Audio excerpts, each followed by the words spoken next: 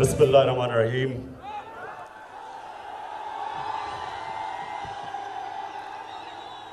इय्याका नअबुदु व इय्याका नस्तईन।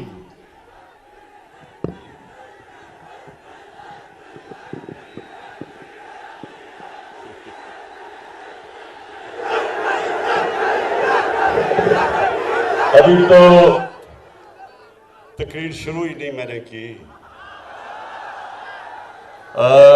सबसे पहले उधर इंतजामिया को मैं कहूंगा कि लोग बाहर खड़े हुए हैं, उनको अंदर आने दे। दरवाजे आपने बंद किए हुए हैं।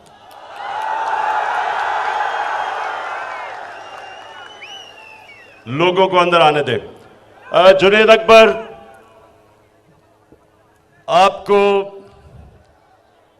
25 साल तहरीक इंसाफ में जिस तरह आपने मेहनत की और नजरियाती जदोजहद की, मैं आज आपको खराज तहसीन पेश करता हूं। मैं दरगई, अब नौजवानों, आपने आराम से अब मेरी बात सुननी है। मुझे पता है कि 11 बजे से आप यहां आए हुए हैं और मैं महमूद खान आपको, वजीर आला साहब, आपको ये कहना चाहता हूं कि आगे से लोगों को सिर्फ तब टाइम दें, 1 घंटा पहले टाइम दें, ताकि अगर 11 बजे टाइम देना है तो मैं 12 बजे आ जाऊं। इतनी देर लोगों को इंतजार ना करवाएं। अच्छा दरगई, पहले तो आपका बल्दियाती इलेक्शन हो रहा है।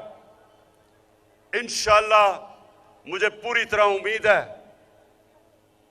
कि दरगई के बाशऊर नौजवान और बुजुर्ग उस जमात के साथ अब चलेंगे जो पाकिस्तान के साथ खड़ी है, जो इस मुल्क की एक आजाद फॉरेन पॉलिसी के साथ खड़ी है और जो चोरों के साथ के खिलाफ खड़ी है। इंशाअल्लाह वो चलेंगे, मुझे पूरा यकीन है।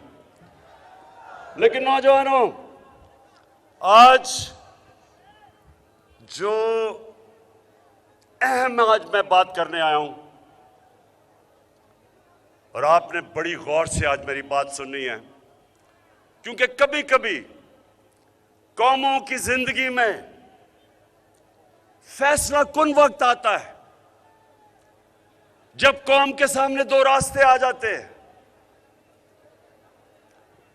मेरे पाकिस्तान के नौजवानों, हम नमाज में सिर्फ एक चीज मांगते हैं। नौजवानों, हम अजान में सिर्फ अल्लाह से एक चीज मांगते हैं कि अल्लाह उनके रास्ते पे लगा जिनको तूने नेमतें बख्शी हैं, उनके रास्ते पे ना लगा जो अपने तबाही के रास्ते पे चले गए। हमारे सामने भी अब 2 रास्ते आ गए हैं। एक तरफ पाकिस्तान के बड़े बड़े नामवर डाकू, वो सब इकट्ठे हो गए हैं।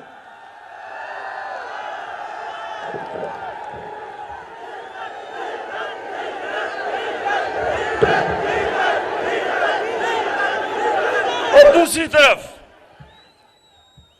तरफ वो लोग हैं जिन्होंने 25 साल इन डाकुओं के खिलाफ जद्दोजहद की है। मुल्क पे फैसला कुन वक्त आ गया। इन डाकुओं ने जमा होके, इकट्ठे होके, चोरी का पैसा जमा करके हमारे एमएनएज, उनके जमीर की कीमत लगा दी है। उनको खरीदने की कोशिश कर रहे हैं। उनको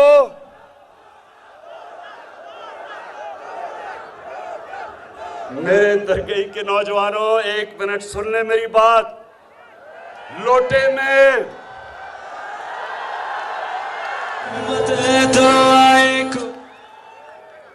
एक लोटे में, फिर से सुन ले, एक होता है लोटा और एक होता है जमीर फरोश, जो अपना जमीर बेचता है। इनमें फर्क होता है। जो लोटा होता है ना, वो जिधर इख्तिदार होता है उधर उसका मुंह चला जाता है, लेकिन जो जमीर फरोश होता है वो पैसे लेके अपना सौदा करता है, अपने मुल्क का सौदा करता है, अपनी जमहूरियत का सौदा करता है, अपने दीन का सौदा करता है। और उसका दीन, जो भी दीन हो,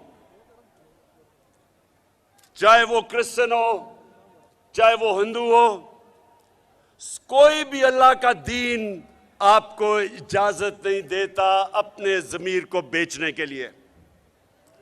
सो ये जो हो रहे हैं इस वक्त, ये लोटे नहीं हो रहे, ये अपने जमीर के सौदे कर रहे हैं सारी कौम के सामने। हमारे मुल्क की अदलिया भी देख रही है, हमारे मुल्क की इलेक्शन कमीशन भी देख रही है, और जो हमारे मुल्क का नौजवान है वो भी देख रहा है। आजकल दरगाह के नौजवानों, आजकल सोशल मीडिया का जमाना है। आजकल बच्चों के अंदर वो शऊर है जो हमारे बड़े बड़े बुजुर्गों में नहीं होता था। आपके मोबाइल फोन के ऊपर वो चीजें अब आपको, वो नॉलेज, वो इंफॉर्मेशन जो आज आपको मिलता है, वो इंसानी तारीख में कभी बच्चों को भी नहीं मिलता था। तो आज सारी कौम के सामने ये सौदा हो रहा है, जमीरों का सौदा हो रहा है, और इसको जमहूरियत का नाम दिया जा रहा है। दरगाह के मेरे नौजवानों और जो भी पाकिस्तान में मेरा यूथ, जो इस मुल्क का मुस्तकबिल है, वो देख रहा है। मैंने अपनी जिंदगी की 20-25 गर्मियां बरतानिया में गुजारी जब मैं क्रिकेट खेलता था, पढ़ता था। हमने बरतानिया से ये निजाम लिया है जमहूरियत का।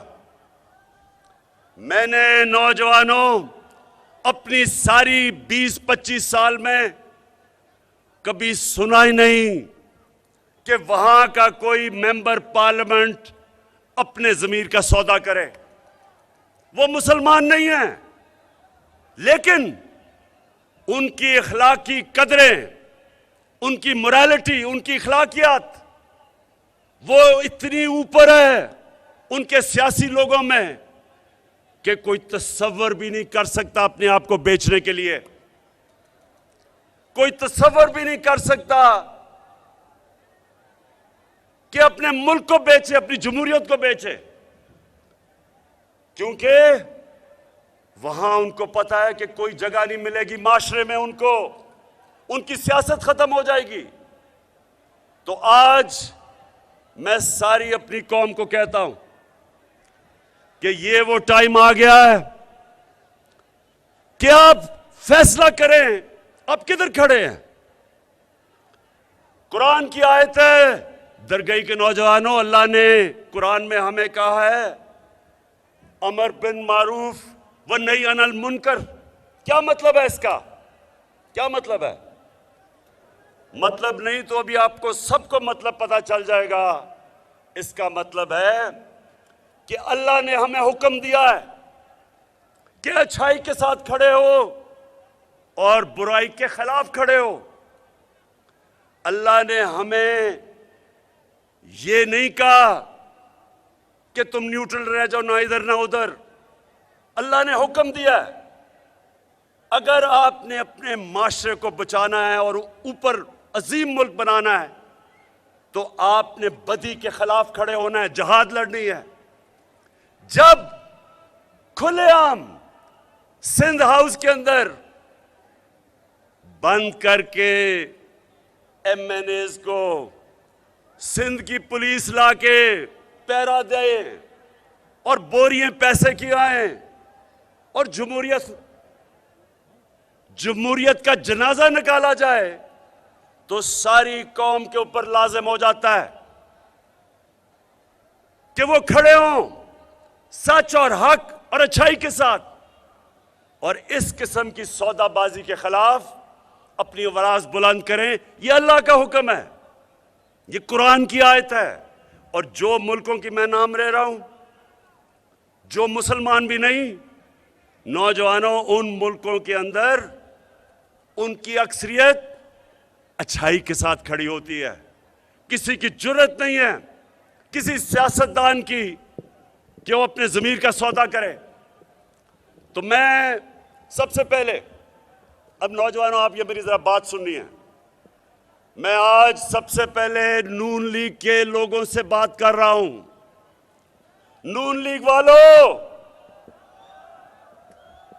तुमने तो आसिफ जरदारी को 2 दफा जेल में डाला है चोरी पे। तुमने तो अपने दौर पे उसके ऊपर करप्शन के अरबों रुपए के जाली अकाउंट्स, फेक अकाउंट्स के केस बनाए हैं। और पीपल्स पार्टी वालों, आपने तो सारे नवाज शरीफ के ऊपर केस बनाए हुए हैं चोरी के। हुदैबा पेपर मिल का केस तो आपने बनाया उसके ऊपर। आपने, आपके जमाने में जब ये 2008 से 2018 तक जब जो 2 चोरों की हुकूमत थी, तो आपने तो एक दूसरे के ऊपर केसेस बनाए थे। तब तो ये चोर थे। और शहबाज शरीफ, आपने जब पेट फाड़ के जरदारी का पैसा निकालना था तो वो चोरी का पैसा था ना। और फिर फजल रहमान, जरा मुझे आप आज जवाब दें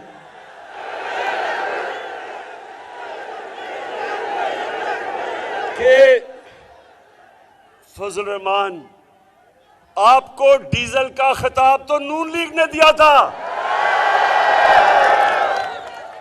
उनके एक रंगबाज, उसको मैं कहता हूं बड़ा करप्ट आदमी है, बड़ी बड़ी बढ़के मारता है, उसने आपको डीजल इसलिए कहा था कि उसने कहा आपने पीपल्स पार्टी की हुकूमत से डीजल के परमिट लेके बेचे थे। और आपके ऊपर जो ये शोहदा की जमीन पे आपने कब्जा किया, नैब का केस, वो तो नून लीग के दौर में आपका बना था। तो सवाल, दरगई के नौजवानों, आज अब मैं सबको गवाह बना के इनसे सवाल पूछता हूं कि क्या, सुने जरा ये सवाल, और पाकिस्तान की कौम जो देख रही है, कि क्या चोरी सिर्फ इसलिए बुरी है जब आपका मुखालिफ करता है, लेकिन जब वो आपके साथ मिल जाता है तो चोरी बुरी चीज नहीं है?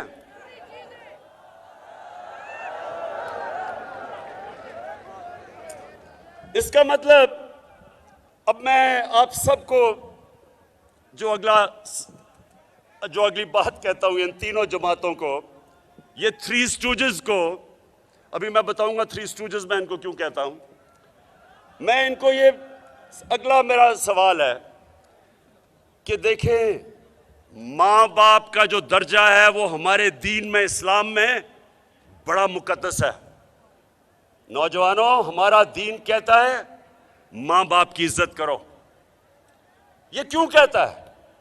इसके पीछे फलसफा है। वो क्या फलसफा है? फलसफा ये है कि जितने भी आपके माँ बाप गुनाहगार हों, लेकिन वो हमेशा ये चाहते हैं कि मेरे बच्चे वो गलत काम ना किए जो मैंने किए हैं। माँ बाप का प्यार बेलौस होता है। माँ बाप हमेशा चाहते हैं कि जो भी मैंने जिंदगी में गलतियां की वो मेरे बच्चे ना करें, इसलिए मुकद्दस है। तो नौजवानों, मैं अब इन तीनों जमातों के माँ बाप से पूछ रहा हूं जो इन पार्टियों में हैं, मुझे बताएं, जब आपके बच्चे आपसे पूछेंगे कि जनाब आप तो कहते थे कि जरदारी चोर है, तो वो कहता था शहबाज शरीफ और नवाज शरीफ चोर हैं, और फजल रहमान को डीजल कहते थे, तो आप क्या जवाब देते हैं अपने बच्चों को? आपको मैं सबको आज ये कहना चाहता हूं कि इन लोगों को शर्म आनी चाहिए। ये इस मुल्क से वो करने जा रहे हैं। नौजवानों सुनो मेरी बात, ये मुल्क से वो करने जा रहे हैं जो दुश्मन भी नहीं करता। एक मुल्क के ऊपर आप बमबारी करें, दहशतगर्दी की जंग लड़ें, जंग भी हार जाएं, वो माशरा फिर भी खड़ा हो जाता है। जापान के ऊपर 2 एटम बम गिरे थे दूसरी जंग अजीम में, वो फिर खड़ा हो गया। माशरे कभी भी जंग हारने से खत्म नहीं हुआ आज तक, लेकिन माशरे को अगर आपने तबाह करना है, उसकी अखलाकियात तबाह कर दो, उनको अच्छे बुरे की तमीज खत्म कर दो। इसलिए ये आयत है अमर बिल मारूफ, इसलिए अल्लाह ने हमें हुक्म किया है कि अच्छाई के साथ खड़ी हो और सब बुराई के खिलाफ जिहाद करो। आपकी बेहतरी के लिए, माशरे की बेहतरी के लिए, माशरे को जिंदा रखने के लिए। ये जो लोगों के चोर, लोगों के चोरी के पैसे से जमीर के सौदे कर रहे हैं, ये हमारे माशरे में, मैं फिर से कहता हूं, ये वो करने जा रहे हैं इस मुल्क के साथ जो कोई दुश्मन भी नहीं कर सकता। इस मुल्क की इखलाकियात तबाह करने जा रहे हैं कि वो लोग जो पब्लिक के नुमाइंदे हैं, एमएनए जो होता है वो पब्लिक से वोट लेके आता है, पब्लिक रिप्रेजेंटेटिव कहता है, पब्लिक के मफादात की हिफाजत करने आता है, तो जब वो जाके अपने ज़मीर को बेचता है तो वो तो उसके बाद आप कैसे रोकेंगे किसी को चोरी करने से? वो कहेंगे जी लीडर तो सारे चोरी कर रहे हैं और हमें कह रहे हैं सीधे रास्ते पे चलो। कौम की जब अखलाकियात खत्म होती है, कौम मेहनत करना छोड़ देती है। क्यों कोई मेहनत करे जब चोरी में पैसा है?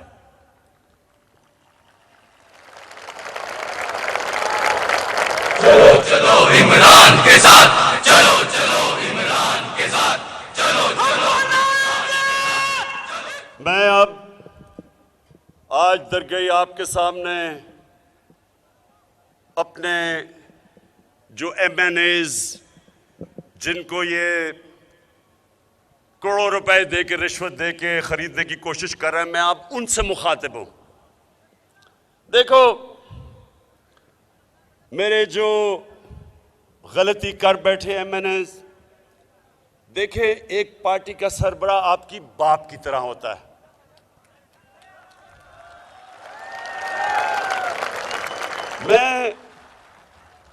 मैं आपकी भलाई के लिए अब बातें कर रहा हूं।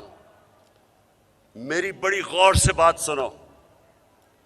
देखें, ये वो दिन चले गए छांगा मांगा के, जब इन्होंने भेड़ बकरियों की तरह एमपीज नून लीग ने छांगा मांगा रेस्ट हाउस में और पीपल्स पार्टी ने मरी। वो दिन चले गए हैं। तब तो आप दोनों करप्ट थे, तो लोगों, तब तो आपने अभी करप्शन में इतना नाम नहीं कमाया था, तो लोगों ने तो ये समझा कि इक्तदार की वजह की जंग चल रही है। ये पाकिस्तान वो पाकिस्तान है जिसमें लोगों में शऊर आ चुका है। सोशल मीडिया का जमाना, मैं फिर से बता रहा हूं, आपके बच्चे बच्चे को आपके नाम पता चल गए हैं। आपको सबको पता चल गया है कि आपने अगर पार्टी को छोड़ा तो सिर्फ और सिर्फ आप पैसे लेके छोड़ेंगे। आप जितना मर्जी कहेंगे जी मेरी ज़मीर जाग गया है और मैंने फैसला किया इन चोरों के साथ मिलने का, लोग आपकी बात नहीं मानेंगे। आप जितना भी कहेंगे जी इमरान खान बड़ा बुरा आदमी है, होगा बड़ा बुरा, लेकिन लोग आपकी बात नहीं मानेंगे। लोग सब समझेंगे कि अब आपने अपने आप को बेचा है। दरगई के लोगों, नौजवानों, आप मुझे यह बताएं हाथ खड़ा करके, अभी नहीं मैं बताऊंगा। आप मुझे यह बताएं कि क्या आप ये सब समझते हैं कि इन्होंने, अगर हमारा कोई भी आदमी इनके लिए वोट डालेगा, ये सिर्फ और सिर्फ इनसे पैसे लेके अपना जमीर बेच के वोट डालेगा। अगर आप समझते हैं तो हाथ खड़ा कर दें। ये जरा एक मिनट फिर से हाथ, जरा कैमरा दिखाना कि ये लोग, ये सारा पाकिस्तान यही समझेगा। सारे पाकिस्तान में मेरे एमएनएज, मेरी सुन लें मेरी बात आज, सारे पाकिस्तान ये समझता है, आप जो मर्जी उनको कह लें, सारा पाकिस्तान ये समझेगा कि आपने अपना ज़मीर बेचा है। और ये जो सोशल मीडिया है, हमेशा के लिए आपके नाम के साथ लग जाएगा कि आप ज़मीर फरोश हैं। आपके लिए शादियों में जाना मुश्किल हो जाएगा। आपके बच्चों से लोग शादियां नहीं करेंगे। स्कूल के अंदर आपके बच्चों से बुरा भला का मजाक करेंगे, बुरा भला कहेंगे। आप हमेशा के लिए आप अपना मुस्तकबिल ये पैसे लेके तबाह कर देंगे।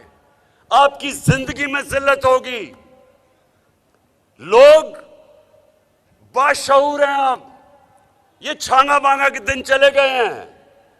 लोगों ने आपको माफ नहीं करना, क्योंकि लोग ये जो थ्री स्टूजेस हैं इनकी शक्लें जानते हैं 35 सालों से। ये 35 सालों से चोरी कर रहे हैं।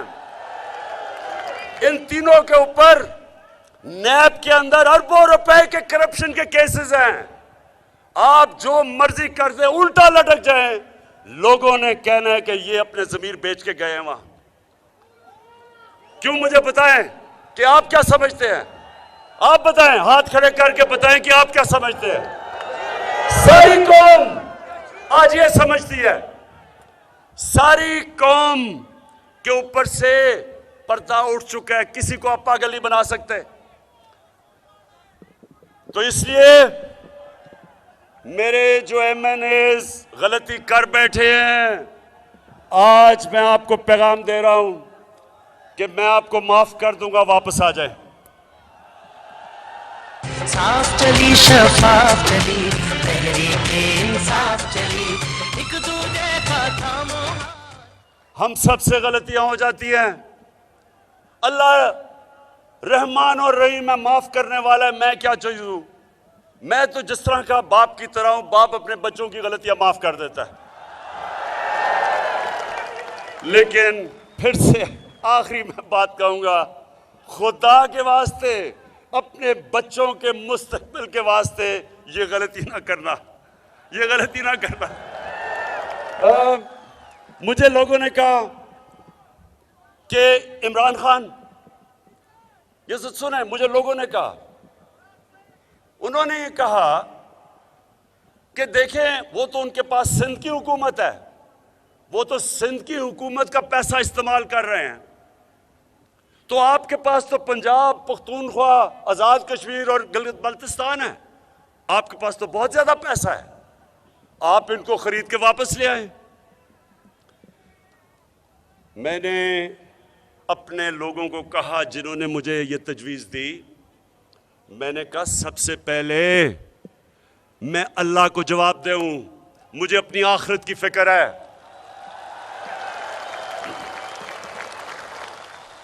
अवाम का पैसा चोरी करके, यानी अवाम का पैसा जो होता है ना, गवर्नमेंट का पैसा होता है, आपका पैसा, ये ऐसे ही है कि मैं पख्तूनख्वा के लोगों का पैसा इस्तेमाल करके और अपनी गवर्नमेंट बचाऊं। अगर मैंने लोगों का पैसा चोरी करके अपनी गवर्नमेंट बचानी है, इससे बेहतर है कि मेरी गवर्नमेंट चली जाए।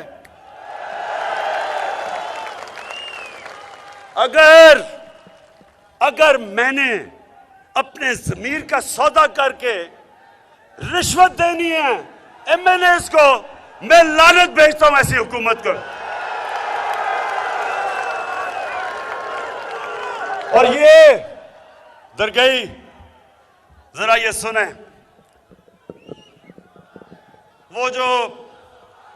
वो कौन है? अच्छा, ये मुझे बताए, वो कौन है जो सूट पहन के टाई लगा के वो बड़ी बड़ी टोपी पहन के फिरता है पाकिस्तान में, वो कौन है? ये वो है? नहीं, ये डीजल नहीं है, ये वो आदमी है। सुने जरा, ये इसने मुझे तजवीज दी है। सुने जरा, इस बेशरम ने मुझे तजवीज दी है कि इमरान खान आपको एब्सोल्युटली नॉट नहीं कहना चाहिए था। इसके बेटे ने भी ये तजवीज दी है। और फिर इसने कहा है, दरगई में नौजवानों, बेशर्मी की इंतहा देखो। कहता है कि यूरोपियन यूनियन के एम्बेसडर्स ने उनकी आपको तनकीद भी करनी चाहिए थी। जरा शहबाज शरीफ और आपके बेटे और वो जो उधर बैठा हुआ है डरपोक, झूठा मुजरिम, डरपोक और झूठा, और अरबों रुपए की प्रॉपर्टीज में बाहर बैठा हुआ है, जरा सुन लो मेरी बात। मुझे यह बताओ कि मैंने एब्सोल्युटली नॉट किस बात पे किया था? उन्होंने मेरे से पूछा था कि क्या पाकिस्तान अमेरिका को बेस देगा अफगानिस्तान के अंदर, अगर इंतशार हो तो यहां से बेस इस्तेमाल करे अफगानिस्तान के खिलाफ। ये उसने मेरे से पूछा था। मैं आप सबको, नौजवानों, मैं आपको बताना चाहता हूं, मैं जब 25 साल पहले पॉलिटिक्स में आया था तो मेरी पार्टी का नस्बुलैन था, इया का नाबुदो व इया का नस्ताईन। अल्लाह तेरी इबादत करता हूं, तेरे से मदद मांगता हूं। मैंने जब से पहले दिन से, मैंने क्या कहा था कि ना मैं कभी किसी के सामने झुकाऊं, ना अपनी कौम को किसी के सामने झुकने दूंगा। जो हमने अमेरिका की जंग में शिरकत की, जो नौजवानों पाकिस्तान ने अमेरिका की जंग में शिरकत की, 80,000 हमारे लोगों की जानें गई, हमारा कबायली इलाका तबाह हो गया, 35 लाख लोगों ने नकल मकानी की वहां से जब हमने उनकी जंग में शिरकत की। $100 अरब से ज्यादा मुल्क को नुकसान हुआ। तो मैं छोटे मियां शोबाज आपसे मैं सवाल पूछता हूं कि क्या मिला उससे हमें? जो आपका ये कहने का मतलब कि फिर से हम उनकी जंग में शामिल हो जाएं, मैं वाज़ेह करता हूं, मैंने अमेरिका को बार बार कहा, अमन में हम आपके साथ हैं, जंग में आपके साथ नहीं है।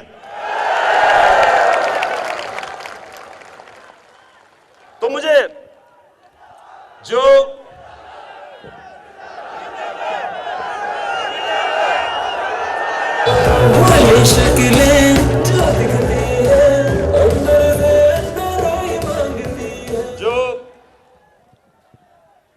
शहबाज शरीफ ने यूरोपियन यूनियन की बात की, एम्बेसडर्स की, जरा गौर से सुन लें।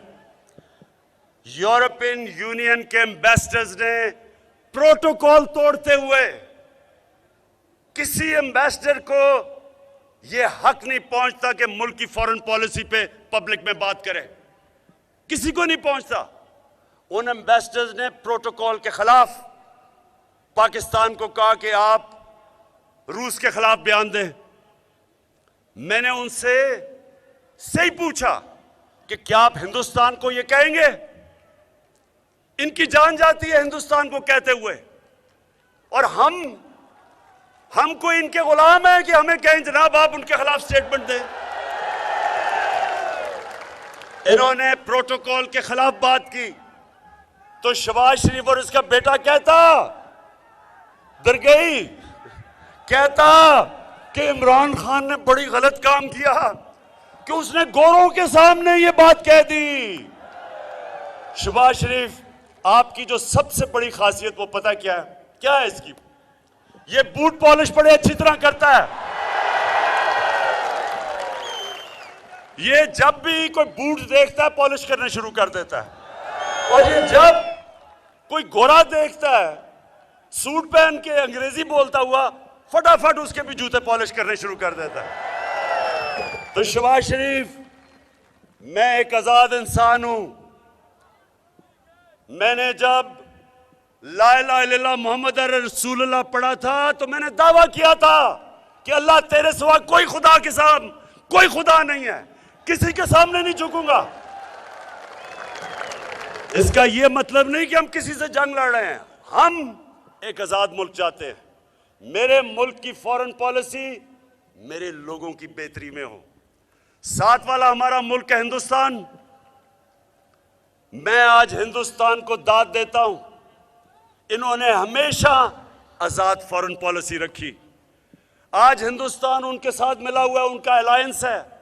क्वाड के अंदर अमेरिका का अलायंस की हुई है और अपने आप को वो कहता है मैं न्यूट्रल हूं। रूस से तेल मंगवा रहा है जबकि सैंक्शंस लगी हुई हैं, क्योंकि हिंदुस्तान की पॉलिसी अपने लोगों की बेहतरी के लिए है। इन दोनों के दौर में, इन डाकुओं जब 10 साल ये इक्तदार में थे तो इनकी पॉलिसी हमारे लिए नहीं थी। 400 ड्रोन अटैक हुए पाकिस्तान पे, हमारे औरतें बच्चे मारे गए, हमारे बेकसूर लोग मारे गए। एक दफा इन्होंने मजम्मत नहीं की, मुनाफिकत की। अमेरिकनों को कहा कि आप ड्रोन मारी जाओ और हुकूमत से एक स्टेटमेंट आया हम मजम्मत करते हैं। मुनाफिक, पैसे की पूजा करने वाले, इनके पैसे पड़े हुए हैं मुल्क से बाहर। इनकी बड़ी बड़ी अरबों रुपए की जायदादें पड़ी हुई हैं मुल्क से बाहर। ये कभी अपनी कौम के लिए नहीं खड़े होंगे, क्योंकि ये पैसे की बुत की पूजा करने वाले लोग हैं। इसलिए कभी पाकिस्तान इनके नीचे आजाद नहीं होगा। इसलिए ये यूरोपियन यूनियन, जबकि उन्होंने प्रोटोकॉल के खिलाफ किया, फिर भी उनकी हिमायत कर रहे हैं। जब पाकिस्तान ने 80,000 लोगों की कुर्बानी दी, फिर भी कह रहे हैं कि एब्सोल्युटली नॉट, गलत था। तो मैं अपने पाकिस्तानियों, मैं अब आपको सिर्फ बताना चाहता हूं कि इस मुल्क ने आगे कैसे बढ़ना है। इस मुल्क ने आगे कभी भी दूसरी सुपर पावर्स के सामने झुक के अपनी गैरत खत्म करके गुलाम बन के ये आगे नहीं बढ़ेगा। ये आगे तब बढ़ेगा जब हम अपने पांव पे खड़े होंगे। और मैं आज आपको बताना चाहता हूं कि ये 3.5 साल में जो हमने किया है, सिर्फ और सिर्फ कोशिश हुई है कि पाकिस्तान अपने पैर पे खड़ा हो। और मैं आपको बताऊंगा क्या क्या किया। लेकिन सबसे पहले, लोग कहते हैं जी आपने क्या किया 3.5 साल में। आज दरगई के नौजवानों और बुजुर्गों, ये गवाही देना जो मैं आपको बताने लगा हूं कि कभी पाकिस्तान की तारीख में 3.5 साल में किसी हुकूमत ने वो काम नहीं किए जो हमने किए हैं। मैं चैलेंज करता हूं आज, और मैं अभी आपको गिनाता हूं कि हमने किया क्या। लेकिन सबसे पहले मैं अल्लाह का खास शुक्रगुजार हूं कि उसने मेरे नबी सल्लल्लाहु अलैहि वसल्लम के सामने और मेरे अल्लाह के सामने मुझे सुरखरू किया। क्योंकि मैं 3 साल से जद्दोजहद कर रहा था कि मेरे नबी सल्लल्लाहु अलैहि वसल्लम की जो बेहुरमी होती थी, बेहुरमती, उनकी शान में जो गुस्ताखी होती थी, उनके ऊपर जो कार्टून बनाए जाते थे, जो खाके बनाए जाते थे, पाकिस्तान में हम तोड़ फोड़ अपनी करते थे, पुलिस उनको नुकसान पहुंचाते थे। बेचारे कई पुलिस वाले शहीद हुए, कई जख्मी हुए, लेकिन कोई फर्क नहीं पड़ता था। मैं बार बार इनको कहता गया कि मैं आपकी ये जंग लड़ूंगा और इंशाल्लाह जीत के दिखाऊंगा। और मेरी टीम, मेरे फॉरेन ऑफिस, मेरी टीम, हमने हर फोरम पे यूनाइटेड नेशंस में जाके मैंने तकरीर की। पहली दफा जब भी मैंने यूएन में तकरीर की, मैंने बात की जो इस्लामोफोबिया, यानी जो इस्लाम के खिलाफ जो नफरतें हैं, और वो जाहिर कैसे होती हैं, हमारे नबी सल्लल्लाहु अलैहि वसल्लम की शान में गुस्ताखी करते थे, फिर इस्लाम और दहशतगर्दी को एक ही कर देते थे। तो मैंने हर फोरम पे मैंने अपनी आवाज़ बुलंद की। और मैं इसलिए अपने अल्लाह का शुक्र अदा करता हूँ कि मैं अपने नबी और अपने अल्लाह के सामने सुरखरू हुआ कि पहली दफा यूनाइटेड नेशंस ने रेजोल्यूशन पास की कि 15 मार्च हर साल दुनिया में यूनाइटेड नेशंस में इस्लामोफोबिक के खिलाफ दिन बनाया जाएगा। मैं अब ये सवाल पूछता हूं, फजल रहमान 30 साल से आप दीन के नाम सियासत कर रहे हैं। मुझे बताएं कि कभी आप इसके करीब भी पहुंचे? कभी आपने बाहर जाके बात की? मुझे ये दोनों जमातों के सरबराह बताएं कि 30 साल से आपको मौके मिले यूनाइटेड नेशंस में जाके बात करें जो मुसलमानों पे जुल्म हो रहा है। कभी आपके मुंह से इस्लाम का भी नाम निकला? नहीं निकलना था, क्योंकि आपको खौफ है कि वो आपको कोई इंतहा पसंद ना बना दें। ये कभी वो लोग जो कि अपने पैसे की बाहर रखे हुए पैसे उनकी फिक्र करते हैं, कभी नहीं कर सकते थे। तो मुझे सबसे पहले तो इसका है कि मैं अल्लाह का शुक्र अदा करता हूं कि हमारी तारीख में पहली दफा यूनाइटेड नेशंस के अंदर हमने केस लड़ा। सिर्फ पाकिस्तान का नहीं, 55 से ज्यादा मुसलमानों का, तकरीबन 1.5 अरब दुनिया में मुसलमान हैं। हम पाकिस्तानियों ने केस लड़ा और हमने मुसलमानों का केस जीता। दूसरी चीज कोरोना सारी दुनिया में आया, सबसे बड़ा, एक सदी में सबसे बड़ा दुनिया का बुरान था। मेरे पाकिस्तानियों, आज दुनिया मानती है कि जिस तरह पाकिस्तान ने अपने लोगों को और अपनी मायशत को जिस तरह हमने कोरोना से बचाया, दुनिया अब हमारी मिसाल देती है। दुनिया में 3 मुल्कों में सबसे बेहतर हमारी पॉलिसीज थी। अब मैं सिर्फ आपको बताना चाहता हूं कि पाकिस्तान अपने पैर पे कैसे खड़ा हो रहा है। पाकिस्तान तब अपने पैर पे खड़ा होगा जब हमारी आमदनी बढ़ेगी, हम अपने खर्चों को खुद अपनी आमदनी से पूरा कर सकेंगे, हमें कर्जे मांगने की जरूरत नहीं पड़ेगी। तो उस रास्ते पे 3.5 साल में आपका मुल्क निकल चुका है। किसी ने वो नहीं किया 3.5 साल में। और मैं आज अपने जितने मेरे मीडिया के लोग हैं, मैं आज अपने मीडिया के लोगों से भी पहले ये बताने से पहले बात करना चाहता हूं कि देखें, मीडिया का बहुत बड़ा रोल होता है जमहूरियत में। मीडिया का काम होता है लोगों को शऊर पैदा करे। अमर बिल मारूफ सबसे ज्यादा जरूरत और जिम्मेदारी मीडिया की होती है कि अच्छाई के साथ खड़े हों और बुराई के खिलाफ अपनी आवाज बुलंद करें।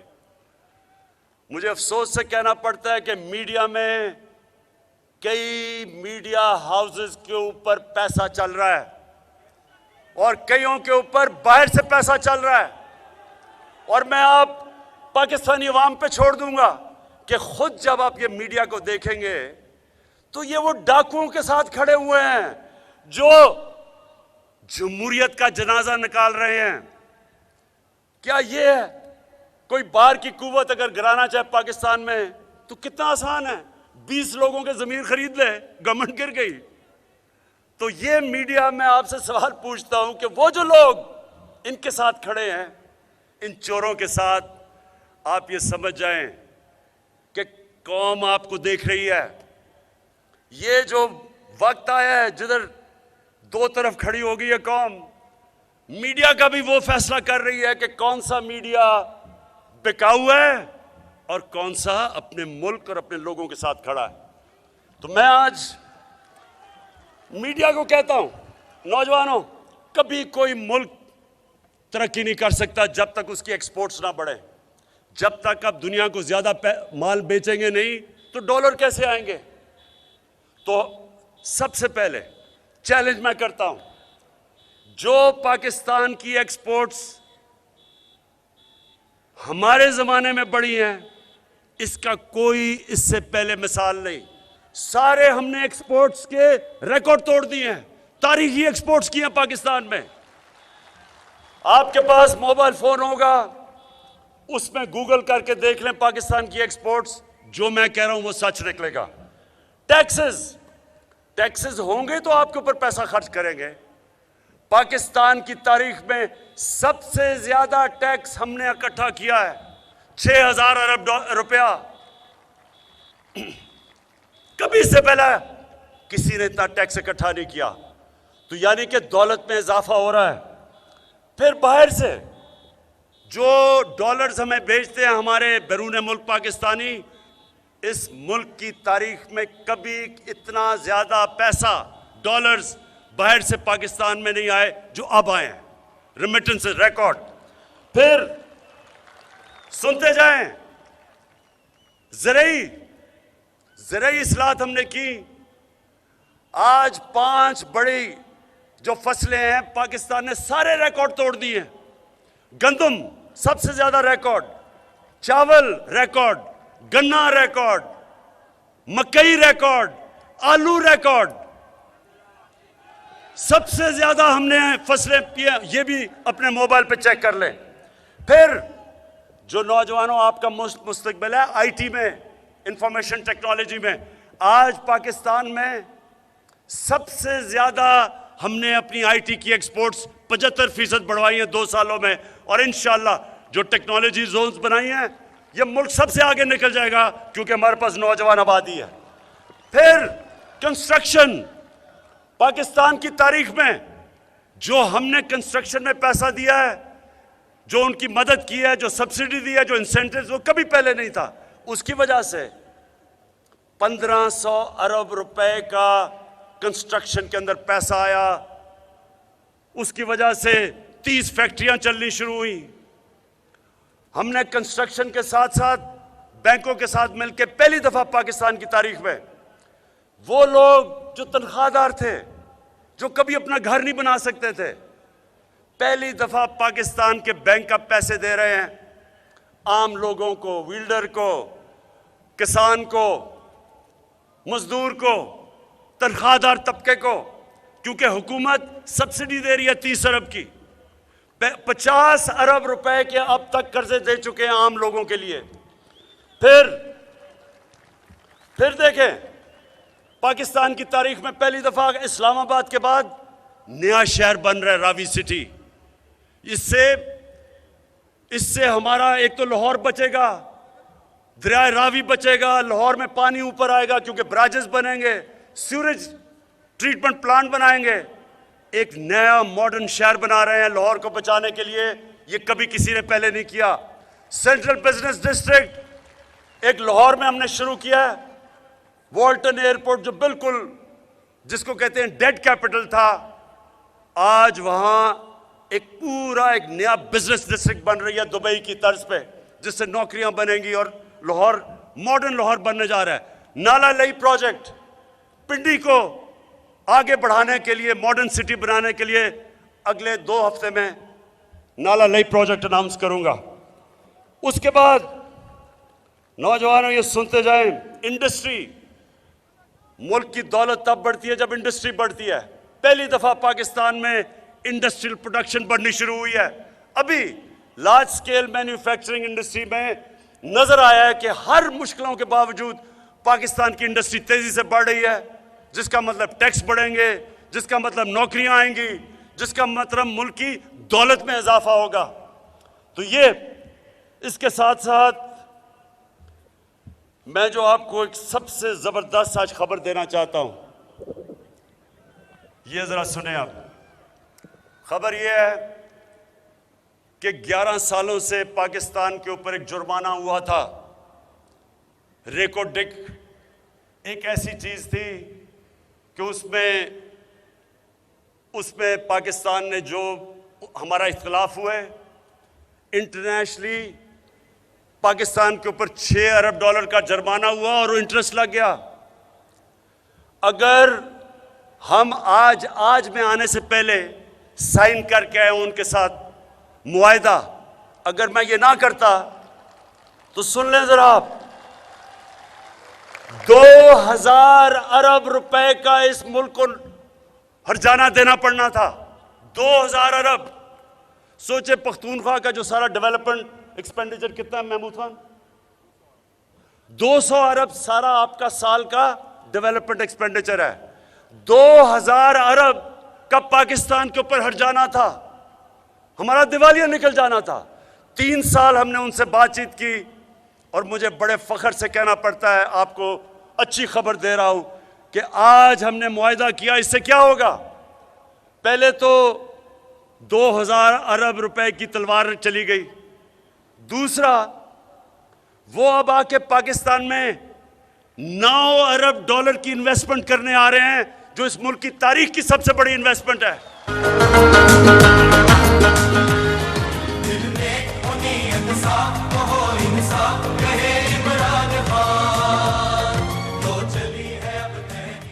तो ये खास तौर पे आज मैं अपने बलूचिस्तान को खुशखबरी सुनाना चाहता हूं, क्योंकि इससे जो पैसा बलूचिस्तान में आएगा, मुझे खुशी ये है कि बलूचिस्तान पीछे रह गया और अब असल फायदा बलूचिस्तान को होगा। पाकिस्तान को ये फायदा होगा कि हमें डॉलर्स आएंगे, और जो हमें हमेशा IMF के पास जाना पड़ता है क्योंकि डॉलर्स कम हो जाते हैं, इंशाल्लाह अपने पैर पे खड़े होने के लिए ये बहुत बड़ा कदम आज लिया गया है। उसके बाद इनकी करप्शन की वजह से एक रेंटल पावर का 200 अरब रुपए का हमारे ऊपर हर्जाना हो गया था। अदालत ने फैसला कर दिया था कि पाकिस्तान 200 अरब रुपया दे। मैंने तुर्की के सदर अर्दोगान से बात की। वो तुर्की की कंपनी थी। सदर अर्दोगान से बात की और हमने बैठ के 200 अरब रुपए का जो अदालत ने हमारे ऊपर फैसला कर दिया था, 200 अरब रुपए माफ करवाए, मुल्क को बचाए। फिर सुने मेरे नौजवानों, सुनते जाएं। अब लोग कहते हैं जी क्या कुछ नहीं इन्होंने। मैं तो भी थोड़ी सी आपको चीजें कर रहा हूं क्योंकि आप बड़ी देर के खड़े हुए हैं। 2 हमने कॉन्ट्रैक्ट रीनेगोशिएट किए, एक IPPs के साथ और दूसरा कतर के साथ। 10 सालों में हमने अपने मुल्क का 700 अरब रुपया बचाया है। 70 अरब रुपया हर साल का। ये सोचे कि वो अब आपके ऊपर लगेगा बजाय कि वो इन कॉन्ट्रैक्ट्स में जाता। और मैं आज आपके सामने ये मुराद सईद बैठा है। मैं इसको आज आप सबके सामने खराज तहसीन पेश करना चाहता हूं। और मैं ये चाहता हूं कि मेरे जो सहाफ़ी हमारे ज़बरदस्त हैं पाकिस्तान में, ज़रा ये गौर से मेरी अब बात सुने। फ़र्क क्या होता है कि जब एक हुकूमत, एक ईमानदार हुकूमत आती है और जो करप्ट हुकूमत होती है, फ़र्क क्या उसमें होता है? आप और मैं अपने सहाफ़ियों को भी कहूँगा कि NHA की वेबसाइट पे चले जाए। आपको एक बहुत बड़ा धचका लगेगा कि जो 2013 में NHA ने सड़कों के ऊपर कॉन्ट्रैक्ट दिए थे, जो 2021 में हमारी हुकूमत ने कॉन्ट्रैक्ट दिए हैं। अब सोच लें कि 2013 और 2021 में कितनी महंगाई हुई है, तो हमारा तो बहुत महंगे होने चाहिए थे। आपको हैरत होगी कि जो कॉन्ट्रैक्ट 2021 में तहरीक इंसाफ की हुकूमत में साइन हुए, कितना फर्क था। यानी 1 किलोमीटर के ऊपर पता चला है कि 2021 में 24 करोड़ रुपया फी किलोमीटर कम हुआ है 21 में। और इसका जरा आप सोच लेंगे। देखें नौजवानों, मैंने 25 साल पहले करप्शन के खिलाफ जंग शुरू की थी। वो क्यों की थी?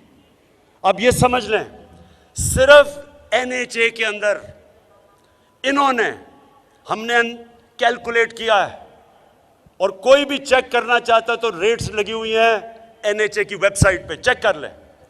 इन्होंने सिर्फ 2013 से लेकर 2018 तक सिर्फ सड़कों के ऊपर 1000 अरब रुपया चोरी किया है। 1000 अरब रुपया जो इन्होंने 2013 में सड़कों के रेट दिए थे, वो 2021 में महंगाई के बावजूद हमने कम रेट्स दिए हैं। उसमें अगर फर्क निकालें 1000 अरब रुपए का फर्क है।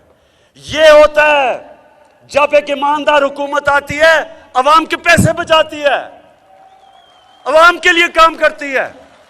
और उसकी वजह से जितनी इन्होंने 3.5 साल में सड़कें बनाई थी, उससे दुगनी सड़कें हमने बनाई हैं, क्योंकि हमने सस्ती सड़कें बनाई हैं। पैसा हमारे पास बच गया, अवाम का पैसा था, अवाम पे लगा है। और फिर अब बिजली, एक मिनट जरा ये गौर से सुने, सारी दुनिया में तेल की कीमत ऊपर चली गई, पेट्रोल और मैं नहीं कह रहा, पेट्रोल और अब सारी दुनिया में इनकी कीमत ऊपर गई। पाकिस्तान वो मुल्क है जिसने बजाय 20 रुपए कीमत बढ़ाने के 10 रुपए कीमत कम की। क्यों की? क्योंकि जो हमने ज्यादा टैक्स से पैसा इकट्ठा किया, हमने उससे इस्तेमाल किया अपने अवाम को बोझ कम करने के लिए। आज आप हैरान होंगे, दुबई में जिधर उनकी जमीन से तेल निकलता है, आज पाकिस्तान में जो पेट्रोल है वो दुबई से सस्ता है। हमारा आज जो पेट्रोल है हिंदुस्तान में 70 रुपए ज्यादा महंगा है लीटर, बर्तानिया में 150 रुपए ज्यादा महंगा है। आज पाकिस्तान में 150 रुपए का लीटर है, क्योंकि गवर्नमेंट सब्सिडी कर रही है। हमने टैक्स से पैसा इकट्ठा करके 5 रुपए यूनिट बिजली आपकी कम की है और 10 रुपए पेट्रोल और फजल रहमान को कम किया। अच्छा अब आ जाए, मेरा चैलेंज है, मैं खत्म करने लगा हूं। अब मैं सुने जरा सुने नौजवानों, थोड़ा मुझे पता अब 11 बजे के बैठे हुए हैं, सुने जरा। मेरा कोशिश ये थी कि मैं पाकिस्तान को मदीना के रियासत के उसूलों पे खड़ा करूं। फलाई रियासत 25 साल पहले मैंने जब पार्टी शुरू की थी, मैंने कहा था कि इस्लामी फलाई रियासत जो कि मदीना के तर्ज पे थी। आज मेरा दावा है कि इस मुल्क की तारीख में किसी ने अवाम के लिए वो काम नहीं किए जो हमारी हुकूमत ने किए। सबसे पहला हेल्थ कार्ड। हमारे जो ये हुक्मरान थे, ये जब मुंह उठाएं तो चले जाते थे बाहर, चेकअप करवाने के लिए तो बाहर, इलाज बाहर, सारा टब्बर बाहर। हमने आज वो काम किया है जो इन लोगों को कभी पता ही नहीं चल सकता। तो इन्हें तो पता ही नहीं कि पाकिस्तान में अस्पतालों का क्या हाल है, पहली दफा। और ये दुनिया में शायद ही किसी मुल्क में हो। हर खानदान को, जो सूबे हमारे साथ हैं, हर खानदान को 10 लाख रुपए की हेल्थ इंश्योरेंस, लेकिन सिर्फ 10 लाख रुपए की हेल्थ इंश्योरेंस नहीं है। किसी भी नौजवानों किसी भी अस्पताल में जाके अपना इलाज करवा सकते हैं। कभी हमारे मजदूरों ने, किसानों ने, कभी गरीब खानदान ने सोचा था कि महंगे से प्राइवेट हॉस्पिटल में जाके उनका इलाज होगा? आज हो रहा है। आज प्राइवेट अस्पताल में जा रहे हैं हमारे गरीब लोग, क्योंकि पहली दफा इस मुल्क की तारीख में हेल्थ इंश्योरेंस आई है। और ये आप देखते रहे, सबसे ज्यादा जरूरी होती है सेहत। और मैंने अपने लोगों की, जब से मैंने सियासत शुरू की थी, मैं ये चाहता था कि एक दिन सबसे पहले मैं अपने मुल्क के लोगों की सेहत कि मुश्किल वक्त में गरीब खानदान है, घर में बीमारी होगी, बच्चा बीमार है, माँ बाप बीमार हैं, पैसे नहीं हैं। अब किसी को फिक्र नहीं होगी क्योंकि आपके घर में 10 लाख की हेल्थ इंश्योरेंस होगी, कहीं भी जाके अपना इलाज करवा लें। ये सबसे बड़ी हमारी कामयाबी। फिर पनाहगाह, अब सुने पनाहगाह, लोग बेचारे मजदूर यहां से जाते थे, बाहर से देहातों से जाते थे दिहाड़ी करने शहरों में, तो सड़कों के ऊपर सोते थे रात को। सर्दियां हैं, ठंड के अंदर बेचारे सड़कों पर लेटे होते थे कि जी वो किराया अगर देंगे तो पैसे नहीं बचेंगे घर में अपनी बीवी बच्चों को भेजने के लिए मजदूरी के। कभी किसी ने नहीं सोचा कि इनके लिए कोई पनाहगाह बनाए, जाके रात मुफ्त ठहर सकें, नहा धो सकें, खाना मिले, ताकि जो भी पैसा कमाए वो अपनी बीवी बच्चों को भेजें। इंशाअल्लाह पनाहगाह का मैं एक पूरा नेटवर्क बना रहा हूं सारे पाकिस्तान में। जिधर भी मजदूर जाते हैं उन सारे मजदूरों के लिए हम ठहरने के लिए पनाहगाह शुरू हो गई हैं, बनाते जा रहे हैं। और इंशाअल्लाह हर जगह, ताकि मेहनतकश, सबसे ज्यादा नौजवानों, सबसे ज्यादा अल्लाह प्यार करता है मेहनतकश से, जो सारा दिन मेहनत करता है और कमा के अपने बच्चों का पेट पालता है। इनकी सबसे पहले मैंने मदद करनी है पनाहगाह सारे पाकिस्तान में बना के। फिर कामयाब पाकिस्तान, अब 20 लाख गरीब खानदानों के लिए, पहले तो 20 लाख रुपए सूद के बगैर हम कर्जा दे रहे हैं अपना घर बनाने के लिए। 20 लाख खानदानों, हर खानदान के लिए अपना घर बना सकते हैं। 5 लाख कर्जा मिलेगा, कोई अपनी दुकान खोलें, कोई कारोबार करें किसानों के लिए। हर जब 20 लाख खानदान, उधर उन्हीं लोगों के लिए टेक्निकल एजुकेशन एक फर्द को देंगे। हमारी कोशिश है कि नीचे से लोगों को उठाएं जो सबसे दुनिया की रेस में पीछे रह गए हैं। पहली दफा इस मुल्क की तारीख में हम उन लोगों को ऊपर उठाने लगे हैं।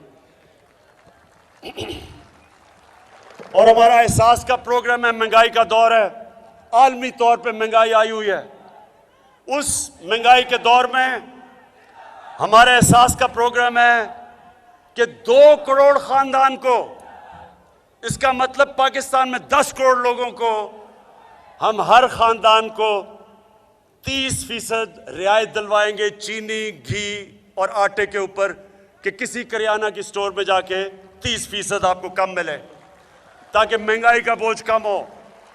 और मैं आखिर में अपने आने वाली नस्लों को बताना चाहता हूं कि पहली दफा है किसी ने पाकिस्तान में अपने आने वाली नस्लों का नहीं सोचा। अब पहली दफा है कि 10-50 साल के बाद 10 बड़ी बड़ी डैम्स बना रहे हैं पाकिस्तान में हम। इससे सस्ती बिजली मिलेगी, पानी के ऊपर बिजली बनेगी, सस्ती बिजली। और दूसरी चीज कि इससे हमारा जो पानी का रिजर्वोयर, पानी के रिजर्व, वो दुगने हो जाएंगे। और ज्यादा जमीन हम काश्त पे लेके आएंगे और ज्यादा इंशाल्लाह अनाज बताएंगे। ये अपने मुस्तकबिल के लिए पहली डैम ममन डैम इंशाल्लाह 2025 में, 2027 के अंदर दासू डैम, 2028 में इंशाल्लाह बादशाह जो सबसे बड़ी डैम बन रही है। मैं आखिरी 3 चीजें, पहली दफा किसी हुकूमत ने अपनी आने वाली नस्लों के लिए मुल्क में शजरकारी शुरू की, मौसम की तब्दीली को की जंग लड़ने के लिए। दुनिया आज पाकिस्तान को समझती है कि जो क्लाइमेट चेंज में पाकिस्तान ने कदम उठाए हैं, बरतानिया के प्राइम मिनिस्टर ने यूनाइटेड नेशंस में मिसाल दी पाकिस्तान की कि ये वो मुल्क है जो दुनिया में रास्ता दिखा रहा है अपनी आने वाली नस्लों के लिए। और फिर जो मैं आपके लिए, पख्तूनख्वा के लिए लोगों को खास तौर पे कहना चाहता हूं कि टूरिज्म, ये मेरा आपसे वादा है कि पाकिस्तान को मैं दुनिया का टूरिज्म का सेंटर बनाऊंगा। शुरू कर रहा हूं मैं स्कर्दू से। स्कर्दू इंशाल्लाह दुनिया का स्कीइंग कैपिटल बनेगा, इंटरनेशनल एयरपोर्ट बन चुका है।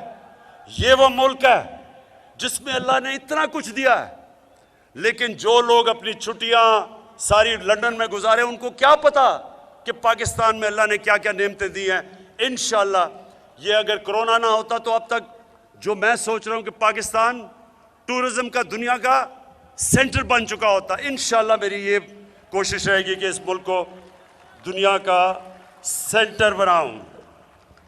और मेरे आपके लिए, सबके लिए आखिर में सुन रहे, पाकिस्तान की तारीख में पहली दफा एक तालीम का निसाब हम लेके आए हैं 5वीं क्लास तक।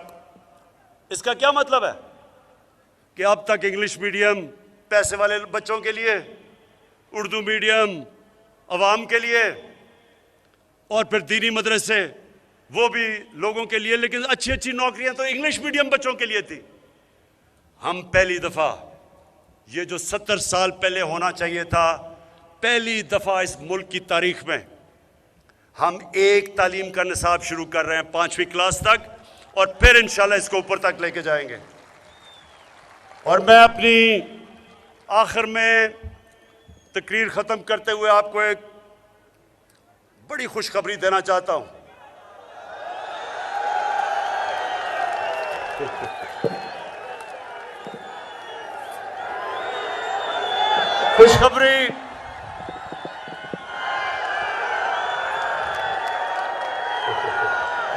खुशखबरी क्या है? खुशखबरी ये है मेरे नौजवानों।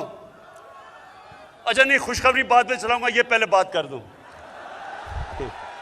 कि मैंने पाकिस्तान में रहमतुल आलमीन अथॉरिटी बनाई है। इसका मकसद कि अपने बच्चों को नबी सल्लल्लाहु अलैहि वसल्लम की सीरत, नबी का रास्ता, नबी की जिंदगी, उससे मैं अपनी कौम के कैरेक्टर को उठाऊं, अपने लोगों को अच्छे और बुरे की तमीज सिखाऊं। नबी सल्लल्लाहु अलैहि वसल्लम की जो सीरत है वो हम अपने स्कूलों से शुरू कर रहे हैं, यूनिवर्सिटीज के अंदर रिसर्च करवा रहे हैं, डिबेट्स करवाएंगे। मैं सिर्फ एक चीज चाहता हूं कि मेरे मुल्क के नौजवानों को पता हो कि दुनिया का सबसे अजीम लीडर नबी सल्लल्लाहु अलैहि वसल्लम, उसने कैसे इंसानों को तब्दील किया था, उसने कैसे मदीना में इंसानों के कैरेक्टर बदले थे, उसने कैसे इंसानों को तब्दील करके दुनिया की इमामत करवाई थी, उसने कैसे छोटे से लोगों को अजीम लोग बना दिया, उसने कैसे, जो मौलाना रूमी कहते हैं, मौलाना रूमी कहता है नौजवानों, कहता है अल्लाह इंसानों को कहता है कि मैंने तो तुम्हें पर दिए थे, तो क्यों चूंटियों की तरह जमीन पे रेंग रहे हो।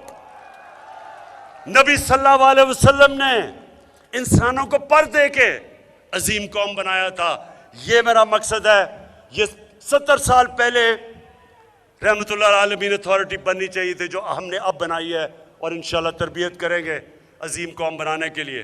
तो जो मैं आपको खुशखबरी ये सुना रहा हूं